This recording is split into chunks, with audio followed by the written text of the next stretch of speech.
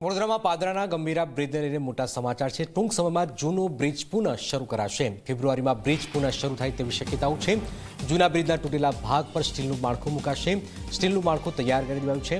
Bridge પર ડામરનું carpeting પણ કરી દેવાયું છે। જૂના સાથે નવા બ્રિજની પણ કામગીરી હાલમાં પૂરજોશમાં ચાલી રહી છે। જૂના સાથે નવા બ્રિજની આ કામગીરી આપ જોઈ રહ્યા છો। ફેબ્રુઆરીમાં બ્રિજ પુનઃ શરૂ થાય તેવી શક્યતાઓ છે। વડોદરા જિલ્લાના પાદરા તાલુકાનો એવો મુખ્ય જે બ્રિજ કહી શકાય એટલે કે ગંભીરા બ્રિજ 9 જુલાઈના રોજ છે તે તૂટી પડ્યો હતો, જેમાં 22 લોકોના મોત થવા પામ્યા હતા।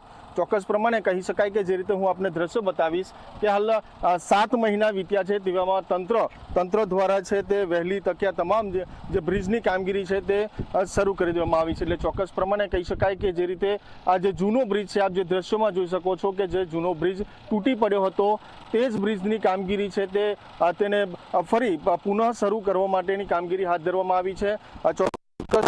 બીજી તરફ જોવા જઈએ તો સ્ટીલનું સ્ટ્રક્ચર છે તે આ જે તૂટેલા બ્રિજના સમાંતર લગાવવામાં આવશે અને તે વાહન વ્યવહાર એટલે કે શરૂ કરી દેવામાં આવશે। પરંતુ આપ તમામ એ દ્રશ્યો છે તે G24 કલાક પર આપ એક્સક્લુઝિવ જોઈ શકો છો કે આ નીચેનો ભાગ પણ જોઈ શકો છો। નીચેના ભાગે પણ જે નવો બ્રિજ તૈયાર થવાનો છે, કરોડો રૂપિયાના ખર્ચે તે બ્રિજની પણ કામગીરી છે તે પૂરજોશમાં ચાલી રહી છે।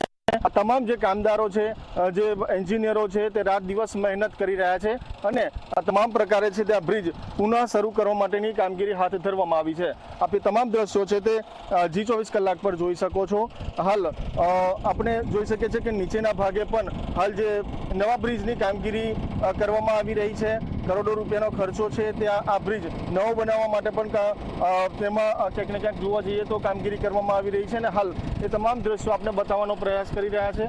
પરંતુ ક્યાંક ને ક્યાંક જે 22 લોકો આ જે બ્રિજ જ્યારે તૂટ્યો તે સમયે અહીંયા 22 લોકોના મોત થવા પામ્યા હતા। સરકાર દ્વારા છે તે કડક વલણ અપનાવવામાં આવ્યું। જે અધિકારીઓ છે, જે 4 જેટલા અધિકારીઓ સામે પણ કાર્યવાહી કરવામાં આવી હતી અને ફરી એકવાર છે તે આ બ્રિજ પુનઃ શરૂ થાય એટલે કે જૂનો બ્રિજ છે તે પુનઃ શરૂ થાય તે માટેની હાલ જે તે કામગીરી આ તંત્ર દ્વારા છે તે કરવામાં આવી રહી છે। આ જે તૂટેલા ભાગના આપ દ્રશ્યો જોઈ શકો છો, જ્યાં હાલ છે ત્યાં સ્ટીલ લોખંડનું સ્ટ્રક્ચર લગાવવામાં આવશે અને ત્યારબાદ તેને આ મહિનામાં જ કદાચ આ મહિનામાં જ આ બ્રિજ છે તે તૈયાર થઈ જશે અને પુનઃ વાહન વ્યવહાર માટે ખુલ્લો મૂકવામાં આવશે।